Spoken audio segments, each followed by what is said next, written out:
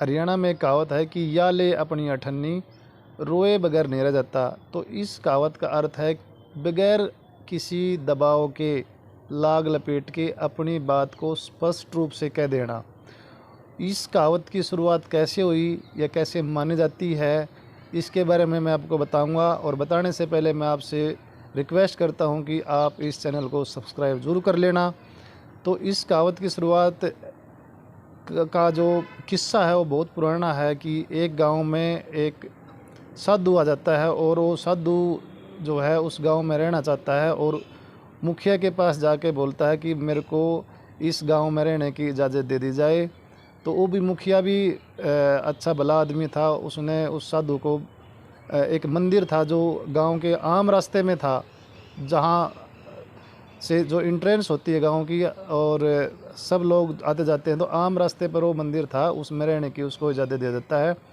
भाई साधु महात्मा जो था वहाँ पर साफ़ सफाई करता, भजन बंदगी करता और गांव से मांग के रोटी या जोत बत्ती जो है अपना काम गुजारा कर लेता। लेकिन एक जो ख़ास बात थी कि जो साधु था, जो उसका स्वभाव था जा बहुत भावुक था और नरम था और किसी के भी दुख में जो है वो एकदम ज़्यादा भावुक हो जाता था और रोने लगता था।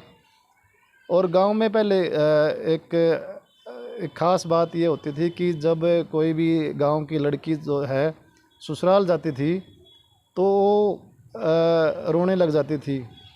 तो कोई भी अगर लड़की ससुराल जाती थी तो आम रास्ता तो मंदिर की तरफ जाता था, तो वहाँ पर उसकी रोने की आवाज़ आती थी।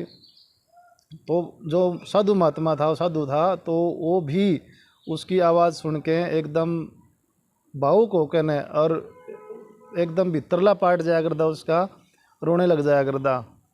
भाई यह बात जो है गांव में एक चर्चा का विषय बन गई कि भाई ठीक है, लड़की के सगे संबंधी रो लें, भाई बहन है, सखी सहेली हैं, ये तो ठीक है, लेकिन एक साधु मस्टंडा अगर रोता है तो ये बात शक की हो जाती है। और जो लड़की का बटेऊ वगैरह है, उसके रिश्तेदार वगैरह हैं, वो क्या सोचेंगे।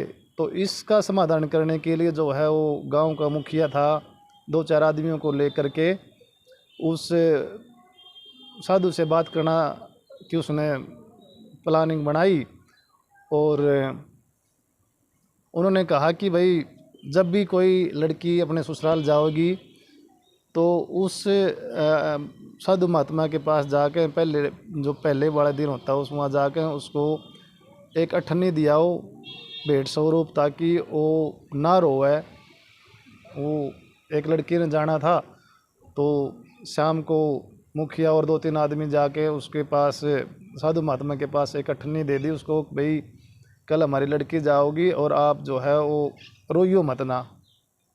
ठीक है, अगला दिन जो है लड़की जाने के लिए तैयार होगी, जाने लगी, आम रास्ता था, मंदिर के पास गुजरी तो लड़की ने रोना था, आवाज़ आई, साधु महात्मा में नहीं डटा गया भाई, वो नहीं डटा गया। तो एकदम रोता हुआ भाज्य आया, उसने अठन्नी अपने हाथ में ले रहा था, तो अठन्नी लेकर न उसका बाप, तो लड़की का बाप था, उसका हाथ पर दर्द ले, ये ले अपनी अठन्नी, रोए बिना नहीं रह जाता भाई। तो मूल बात यह है कि अपनी बात को किसी भी दबाव में ना आकर के स्पष्ट रूप से कह देना कि भाई मेरे से तो ये होगा।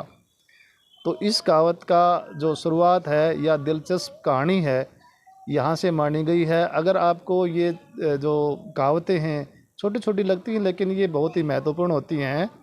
जो हमारी संस्कृति है उसका एक अभिन्न अंग है ये, और युवा पीढ़ी को जो है इनसे रूबरू कराना हमारा कर्तव्य है।